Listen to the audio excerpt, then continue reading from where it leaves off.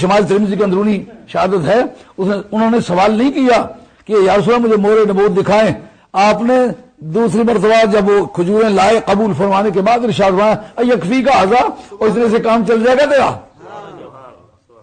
جب خاموش رہے لیکن جستجو آمیز نظروں سے جب دیکھا تو سرکار نے فرمایا قریب آ جاؤ، اب پتا ہے کہ اس کو اور کیا چاہیے۔ جو انہوں نے کبھی تنہائی میں بیٹھ کے بات کی تھی آج سرکار برسر میدان برملا طور پر بتاتے ہیں۔ اگر غیب نہیں جانتے تو یہ کس طرح پتا تنہائی کی گفتگو کیا تھی؟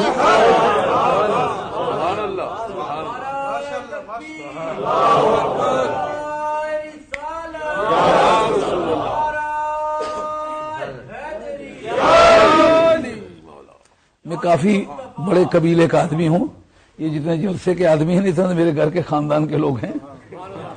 یہ سمجھنا کہ اس کو کیا پتا ہے کہ کون کیا کر رہا ہے، نہیں۔ میں اینک جو لگاتا ہوں وہ پڑھنے کے لیے لگاتا ہوں، اور آپ نے کل بھی دیکھا ہوگا بغیر اینک کے میں نے پڑھ لیا ہے۔ اینک اس لیے لگاتا ہوں کہ تھک جاتا ہوں، تھکنے سے بچنے کے لیے اینک لگاتا ہوں، نگاہ میری ٹھیک ٹھاک ہے الحمدللہ، اس لیے دھیان سے بیٹھتا ہے۔ حضرت سلمان فارسی رضی اللہ عنہ کو ایک مالک کو کہا اس سے بات کرو کہ وہ تمہیں کسی طرح رہا کرے اور اس کی کنڈیشن پوچھو۔ جا کے کنڈیشن پوچھی، اس نے کہا ایک تو یہ بات ہے کہ 300 کھجوریں لگائے، وہ بھرگو بھر رہا ہے، ان کے ساتھ برادہ لگے، ان کے ساتھ پھل لگے، وہ پکے، ہم توڑیں کھائیں، ایک شرط۔ دوسرا 40 اوقیہ سونا تول کے ہمیں دے، اس کے بعد آزاد۔ اب یہ بات بھی دلی کے حوالے سے عرض کر دوں، ایک خان گل ایک پٹھان ہوتے تھے ہمارے کلاس میں، بڑا خوبصورت آدمی تھا، بڑا صحت مند اور تنو مند آدمی، لیکن انتہائی سادہ طبیعت کا آدمی تھا۔ بعد میں وہ جو مردان بس جو تھی نا، اصل مالک مردان بس کا وہ آدمی تھا، وہ میرا کلاس فیلو تھا، اب فوت ہو گیا ہے، لیکن بڑا صالح آدمی تھا۔ استاد فرما رہے کہ وہ پل صراط جو ہے وہ بال سے زیادہ باریک اور تلوار سے زیادہ تیز ہے۔ تو وہ پٹھان آدمی تھا، وہ دونوں پٹھان تھے، وہ استاد بھی پٹھان تھے، یہ بھی، وہ مولا عبدالدیان ان کا نام تھا، ویسے کمل پور کے رہنے والے تھے۔ تو کہتا استاد کو سمجھ ارچہ لیا نشتہ کو استاد سیدھے کہو سے پار جانے کا راستہ ہی بند ہے۔ اگر بال سے زیادہ باریک ہے، تلوار سے زیادہ تیز، ہمارا پٹھان کوئی بھی نہیں جائے گا۔ تو وہاں جو اس نے یہ شرط لگائی، یہ تو ایسا ہی، یہ بال سے زیادہ باریک اور تلوار سے زیادہ تیز ہے، بھائی 250 برس عمر ہو چکی ہے۔ جو کھجور کا نارمل ریٹ تھا پھل دینے کا، وہ 100 برس سے پہلے پھل نہیں دیا کرتی تھی، 250 برس تو اس کی عمر ہو چکی ہے پہلے۔ لائف ایکسپیکٹنسی جو ہے وہ 60 سے 63 برس تک ہے، جیسا نبی پاک علیہ الصلوۃ والسلام کی عمر شریف اتنی ہے، حضرت صدیق اکبر رضی اللہ عنہ کی عمر شریف اتنی ہے، حضرت فاروق اعظم رضی اللہ عنہ کی عمر شریف اتنی ہے، جناب مولا مرتضیٰ کی عمر شریف بھی اتنی ہے۔ تو لائف ایکسپیکٹنسی ہو 60 سے 63 تک، اور وہ 2.25 برس 100 برس پہلے گزار چکا ہو، اس کے بعد کہنا کہ یہ 100 برس والا پودا لگائے، اس کا مطلب اس کے آزاد کرنے کی صلاح ہے ہی نہیں۔ اور 100 اوقیہ سونا، جس زمانے میں مسلمان نانے جمی کو ترس رہے ہیں، 100 اوقیہ سونا کون لائے گا؟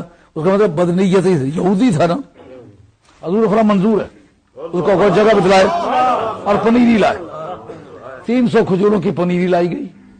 اب اس میں بھی بتاؤ سرکار کو غیب کا علم نہ ہوتا، یہ کس طرح پتا ہوتا کہ یہ جیتا رہے گا؟ یہ کس طرح پتا ہوتا کہ 100 سال سے پہلے یہ کھجوریں پھل دیں گی؟ وہ کھجوریں میں نے اپنی آنکھوں سے دیکھی تھی، جس زمانے میں وہاں مدینہ میں طیبہ میں ٹھہرا ہوا تھا، اس زمانے میں ان کو موجودہ حکومت نے ان کو کٹوایا تھا کہ لوگ آ کے کھجوروں سے پیار کرتے تھے، کھجوروں کی عزت کرتے تھے، کھجوروں کے بوسے لیتے تھے کہ ان کھجوروں کو سرکار کے ہاتھ لگے ہوئے ہیں۔ خیر، حضور نے وہ اپنے ہاتھوں سے پودے لگائے، ان میں ایک پودا حضرت فاروق اعظم رضی اللہ عنہ نے اپنے ہاتھ سے لگا دیا۔ اب وہ جو بات میں نے آپ کو کہی ہے ناروک وغیرہ کی اور تھربزو وغیرہ کی، کہ وہ جو پلانٹس ہیں وہ روشنی کی وجہ سے ترقی کرتے ہیں، اور آج آپ کی فزکس کہتی ہے کہ روشنی اور نور کی وجہ سے آرگینک باڈی میں پلانٹس بھی آتے ہیں، انسانیت بھی آتی ہے، تمام حیوانات بھی آتے ہیں۔ جس کی پشت پر ہاتھ پھیر دیتے ہیں اس کی زندگی بدل جاتی ہے، جس کے سر پر ہاتھ پھیر جاتے اس کے نشو نما کا جو ریشو ہے وہ بدل جاتی ہے۔ اب نبی کریم علیہ الصلوۃ والسلام نے اپنے ہاتھ سے جب پودے لگائے تو یہ فیصلہ کرنے کے واسطے سنی کو بڑا اچھا چانس ہے کہ میرا عقیدہ ٹھیک ہے کہ نہیں۔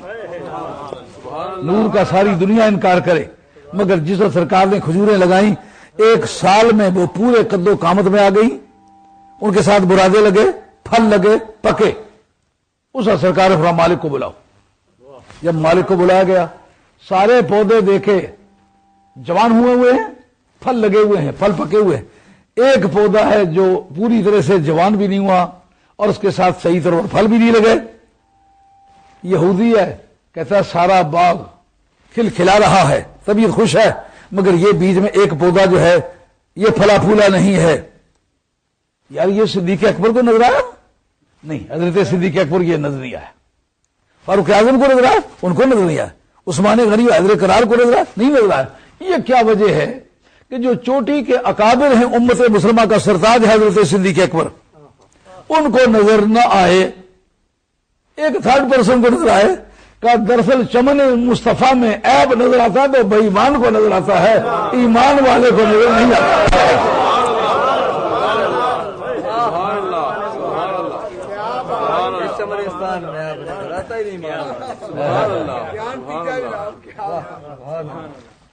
اس وقت سرکار فرمائے اس کے بارے میں تمہیں شبہ کہ یہ نہیں پورا ہوا تو پھر وجہ سے تو آزاد نہیں کرتا؟ ان کا جی، پہلے یہ دیکھنا ہوگا کہ وہ جو سال بھر میں پھل لے آئے ہیں وہ کیوں لے آئے ہیں؟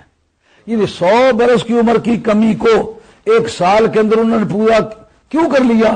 وہ نور ملا ہوا تھا انہیں، وہ نور کے انجیکشن ملے ہوئے تھے، ان کی وجہ سے ان کی باڈی کی امپروومنٹ جو ہے وہ ضابطے کے مطابق ہوئی ہے۔ لیکن سوال پیدا ہوتا ہے کہ وہ تو سال تو لگا، سرکار مگر یہ سمجھو کہ میری پاور اتنی ساری ہے تو لو جو حضرت عمر نے پودا لگایا ہے اسی وقت اکھاڑا، اسی وقت دوبارہ لگایا، اسی وقت وہ بڑھنے لگ گیا اور آنکھوں کے سامنے بڑھتا چلا گیا، اس آنکھوں کے سامنے برادے لگے، پھل لگے، اسی وقت پکے اور باقی سارے پودوں کے ساتھ وہ برابر ہو گیا۔ اس کا مطلب یہ مدینے والے کی مرضی رہے، وہ جس درجے کا وہ کرنٹ دینا چاہے وہ دے سکتا ہے۔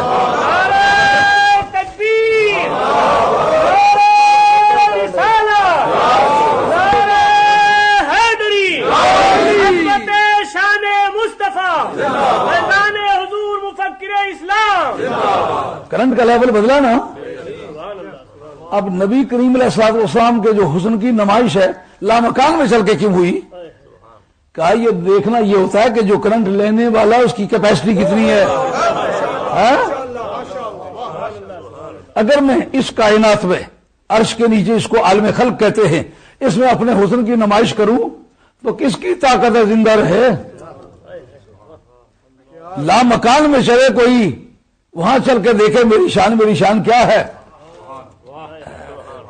مدنی ماہی نو سپنے وچ دیکھ لیندی، یہ کمپیریزن ہے یوسف علیہ السلام کے حضور اور سرکار کے حضور میں۔ تو میں نے کہا مدنی ماہی نو سپنے وچ دیکھ لیندی، نال یوسف نہ کدے پیار کر دی۔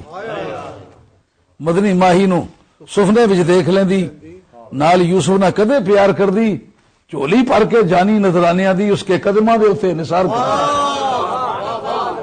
چولی پر کے جانی نظرانیاں دی اس دے قدماں دے اوتے نثار کر دی۔ کتے خوش رہندی دامن پھاڑنے دی، جامہ آپ اپنا تار تار کر دی۔ کتے ہوش رہندی جان، کتے ہوش رہندی دامن پھاڑنے دی، جامہ آپ اپنا تار تار کر دی۔ میرا احتجاج تھا کہ اگر وہ عاشق تھی تو وہ جیل خانے میں تھے، یہ محل میں تھی، یہ عشق کی کون سی قسم ہے؟ میں نے اس کے خلاف وہ ایک کیس دائر کیا۔ میں نے کہا کہ جس وقت حضرت یوسف علیہ السلام کو قید خانے میں چھوڑا گیا تھا نا، یہ قید خانے میں پیچھے جاتی، وہ یوسف علیہ السلام کا حسن تھا کہ اس کے صبر قرار باقی رہا، سرکار کے ساتھ یہ پیار کا رشتہ ہوتا۔